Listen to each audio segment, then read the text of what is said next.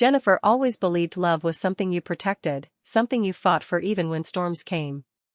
She had been married for 22 years to Daniel, her college sweetheart, the man who once held her trembling hands under a streetlight and promised, "You'll never walk this world alone."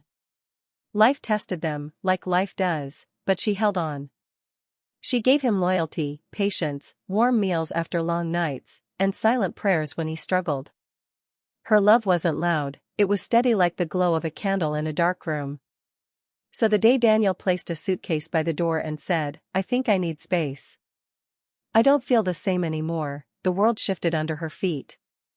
It wasn't the yelling, the slamming doors, or dramatic chaos she always imagined heartbreak would bring. It was quiet. Too quiet. Like love didn't end with an explosion, but with a whisper so sharp it cut deeper than any scream could. Jennifer stared at him as if staring long enough would wake him from whatever cold spell had taken over his heart. "Space?" she asked softly, her voice thin like glass. "After 22 years, space is what you need." He didn't look at her. That was the worst part. How someone who once memorized the shape of your smile can suddenly act like your face is something painful to see. "I don't want to hurt you," Daniel murmured, eyes fixed on the floorboards. "But I can't live a lie anymore." Those words didn't just bruise, they shattered. Jennifer felt something tighten in her chest, an ache deeper than bone, like her heart was folding in on itself. She didn't scream or beg. She just stood there, feeling the life she built shake like a house caught in a storm. "Tell me the truth," she whispered, because lies disguised as gentleness still cut like knives. "There's someone else, isn't there?" Daniel's silence answered for him. And just like that, the life she thought she had was gone. Love didn't just leave, it walked out holding a suitcase and a secret. Yet even in that breaking moment, a small voice inside her whispered, "This isn't the end of you. It hurts, yes, but pain isn't your identity. It's a season." Still, seasons can feel like forever. Jennifer sank onto the couch when the door closed behind him, tears blurring the room she once filled with laughter. She didn't cry because she lost him, she cried because she lost the version of herself who believed he'd always stay.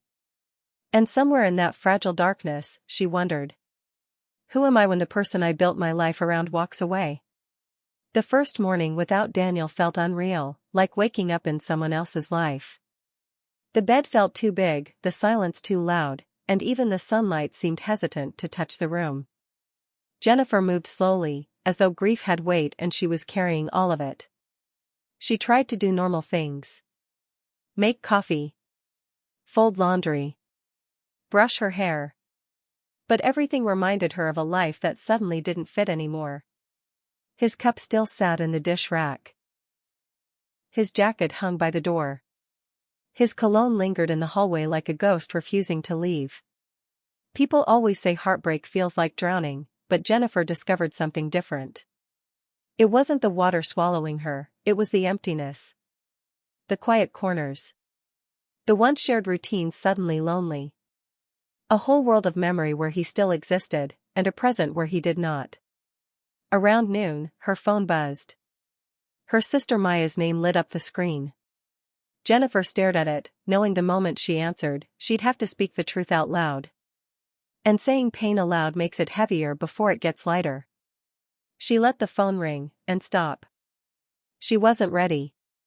Instead, she curled on the sofa and wrapped her arms around herself, as if she could hold the broken pieces together by force. "I'm not weak," she whispered. "I'm grieving. There's a difference." And she believed that. Or she wanted to. But healing doesn't show up in a single sunrise. It arrives in small ways, a deep breath, the courage to stand up, the strength to get dressed even when your soul feels threadbare. And in that tiny, trembling effort, Jennifer proved she wasn't lost, just wounded. Later that evening, she finally picked up her phone and messaged Maya. "He left. I don't know how to breathe without crying." A few seconds passed, then the reply came. "I'm coming over right now. You don't have to breathe alone." Jennifer felt tears well again, but these ones were different. Softer. Like they weren't just about loss, but about love that hadn't abandoned her. And for the first time that day, she felt a flicker of warmth deep inside. Small, fragile, but alive. Heartbreak didn't erase every kind of love. Some stayed. Some held you up when you couldn't do it yourself. When the doorbell finally rang, Jennifer wiped her eyes, stood up slowly, and whispered to herself. I will survive this. Maybe not today. But someday. Then she walked to the door. And that tiny act felt like step one. Maya burst through the door the way only someone who loves you deeply would. No judgment, no questions, just open arms and a face full of worry.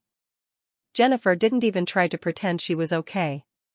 She collapsed into her sister's embrace, tears soaking into Maya's shoulder, and for a moment she let herself be held the way a child clings to safety during a storm. You don't have to explain, Maya murmured, rubbing her back in slow circles. Just breathe. I'm here. And that simple sentence, so gentle and sure, cracked something open inside Jennifer. Sometimes you don't need answers, you just need one person who refuses to let you drown. They sat together on the couch, knees touching, hands clasped. Maya didn't rush her. Didn't push her. That's the thing about real love. It waits for you to speak instead of demanding a story. Eventually, with a shaky breath, Jennifer whispered, "He doesn't love me anymore." Saying it out loud felt like swallowing glass. But instead of breaking further, she felt the weight shift, like pain shared became pain softened just a little. Maya's eyes glistened. Jennifer, his choice doesn't change your worth. Jennifer looked down, voice small. I keep wondering what I did wrong. Maya squeezed her hand. You didn't fail. Hearts change, but loyalty like yours, that's rare. His leaving is about him. Not you. Those words didn't magically heal her, but they landed somewhere deep, somewhere quiet, like a seed planted in winter. Not blooming yet, but there. Capable of becoming something strong one day. Dinner was simple. Soup, bread, too many tissues scattered around. They talked about nothing and everything. At one point, Jennifer even managed half a laugh, soft and surprised, like her soul remembered joy existed, even if she wasn't ready to hold it yet. Later, when Maya left with a promise to return tomorrow, Jennifer stood at the window watching her drive away. The streetlights cast warm halos, the night calm, and for the first time since Daniel walked out, Jennifer didn't feel crushed. Still heartbroken. Still raw. But not entirely alone in the world. She sat on the edge of her bed, touching the empty space beside her. Not to mourn him, but to acknowledge her own strength. She had survived another day. A shaky day. A tear-filled day. But she survived. Healing didn't feel like courage. It felt like exhaustion and effort and a heart learning to breathe again. But she was doing it, inch by inch. And as she lay down, she whispered into the quiet. I may be broken right now, but I am not finished. Weeks passed. Grief changed shape. It wasn't the sharp, tearing pain anymore. It dulled into a heavy ache that came and went, showing up in unexpected moments, like seeing couples laugh in cafes, or hearing songs they once danced to in the kitchen. Healing wasn't a straight line. Some days she felt proud of her progress, other days she cried for no reason except that her heart needed space to empty what it had carried too long. One morning, she woke up and realized something subtle but powerful. She didn't miss Daniel. She missed who she thought he was. She missed the life she imagined, not the one she lost. There's a quiet victory in admitting the truth, even when it stings. Love hadn't left her life. Just one person did. Slowly, she began rebuilding her world. Not rushing. Not trying to prove anything. Just living again, piece by piece. She planted flowers in the backyard she used to tend for them and now tended for her. She started walking in the evenings, the breeze brushing her skin like a reminder that she still existed, still mattered, still deserved peace. One afternoon, at a small cafe, she sat alone with a cup of tea and a notebook. She wasn't writing to escape anymore. She was writing to discover herself. And as she scribbled little hopes, small dreams, and future plans, something warm settled in her chest. It wasn't love for someone else. It was love for herself, a love she had neglected while pouring everything into a marriage that couldn't hold her loyalty. Funny how sometimes losing someone reveals the parts of yourself you forgot had value. She looked up and caught her reflection in the window. Not the broken woman who watched him leave. Not the fragile shell curled on the couch in silence. This woman's eyes held quiet fire. Tenderness. Wisdom carved from pain, not bitterness. A softness that wasn't weakness, but survival with dignity. Jennifer smiled. Not a forced smile. A real one. Small, gentle, earned. If Daniel had walked in that moment, he wouldn't recognize her strength. But she didn't need him to. She had nothing to prove to the person who left. Her worth was never dependent on who stayed or who walked away.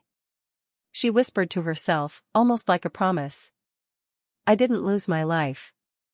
I just lost the person who didn't deserve a place in it anymore.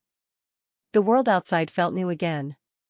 Not perfect, not magically healed, but full of possibility. And as she finished her tea and stepped outside, the sunlight touched her face, warm and welcoming. She didn't need someone walking beside her to feel complete. She was whole. Bruised maybe, but whole. And even the wounds had turned into reminders. She had loved deeply, she had survived heartbreak, and she had risen with her heart still capable of beating with hope. Jennifer didn't walk forward alone. She walked forward with herself. And that was enough. Please like and subscribe my channel.